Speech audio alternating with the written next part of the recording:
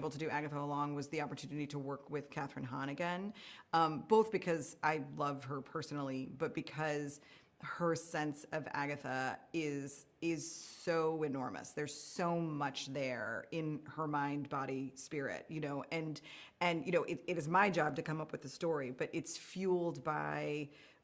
was fueled by my understanding of what she's capable of, what interests her, and what I knew that audiences would enjoy seeing her do on screen.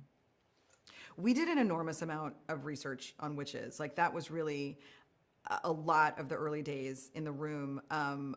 It's a little bit of like vamping as you're trying to figure out the story. I am not one for research myself personally. I don't actually like that. So the way I sort of organized it was I have this fabulous team of writers, and I gave them assignments. So they would come in and do presentations on potions, on herbology, on divination, and some of them, the reason that I hired them, they already had passionate connections to various forms of witchcraft.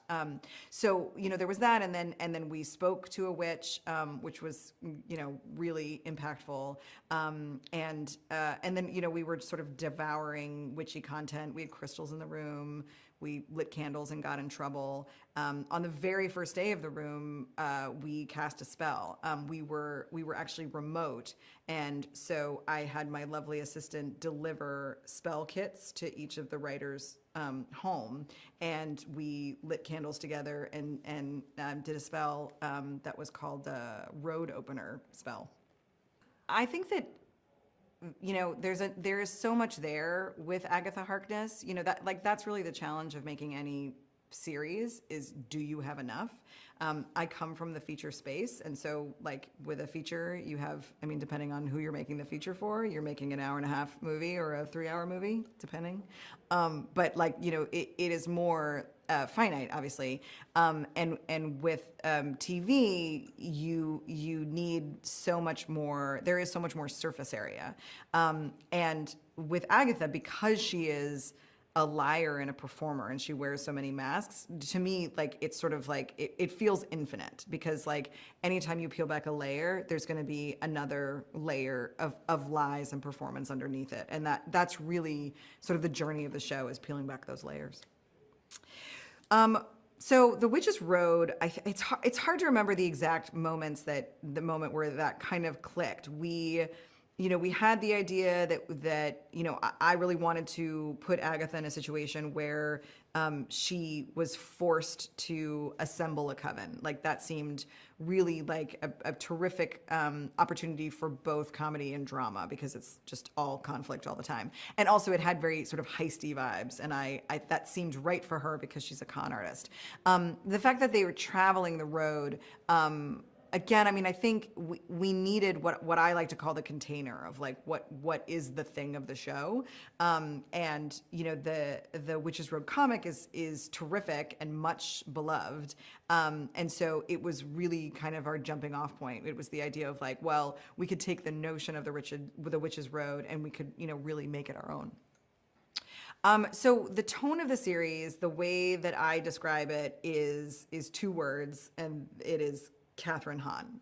That is the best way I can articulate what this show does. I think, WandaVision had a real trick of a tone in that it, was a comedy, it was a sitcom, it was broad, but it was very heartfelt, moments of big drama, moments of big tragedy, and I very much wanted to carry that particular tone on into Agatha All Along, but we have this added piece of horror and sort of teeth that we didn't have in WandaVision, and there's a darkness, and that is all. It all sort of stems from Agatha, the character herself, and because Kathryn is able to do all of these levels, she's really the way to conceive of what this show is.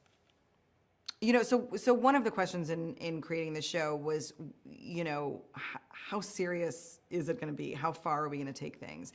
And something that I think was even surprising to us, to the writers, was, what are the stakes? Initially, I think, the risks were a little softer because, we're making a comedy and it should be fun. But as we really got into the witchcraft and the lore of it, we realized that the stakes needed to be real and that we needed to put them in real peril.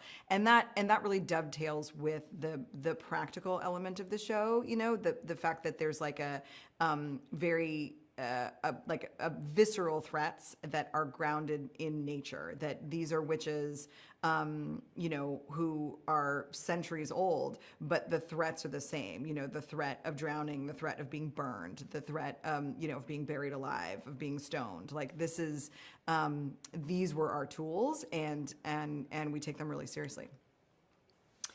So yeah, the trials are sort of how we structure the episodes for kind of the midsection of the show. And with WandaVision, there was kind of like a cleaner line of how each episode functioned inside of like one type of one specific era of sitcoms. In this show, the trials were our device, but it was more than just one influence. There was the burden of, each trial was assigned to a distinct witch, so it was about her history and her arc and her particular growth. But then we tried very hard to tie that to something that was either directly or indirectly witchy. In the case of Jen, she's in this sort of Nancy Meyers, Big Little Lies type of space. And that's not, you don't think of witches in that space, but I do, because like those are like covens of powerful, duplicitous women. And so, that seemed, especially for the first trial, it seemed like such a fun place to start, such an unexpected environment for our witches. And also the idea of like the second they step in, they transform. I wanted the first trial to be the most startling transformation. So to have them go from their road kits like into their coastal grandma chic looks seemed like the sort of biggest jump. And then all the sort of trials followed that same logic of it's tied to the witch, but how do we pull in other influences to create a distinct, discrete world. So with Agatha All Along, I think what people can expect is a fun, scary ride. That is how the show is pitched. That's what you see in the trailer. And it has all of those thrills and delights in kind of a horror/horror comedy space.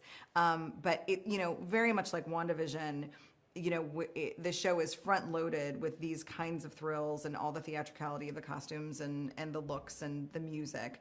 But also like WandaVision, there is a great deal of depth to the show, and we do go to dramatic places. So I think, what people can expect is a thrill ride that, ultimately is very emotionally affecting. Follow me, my friend, to glory.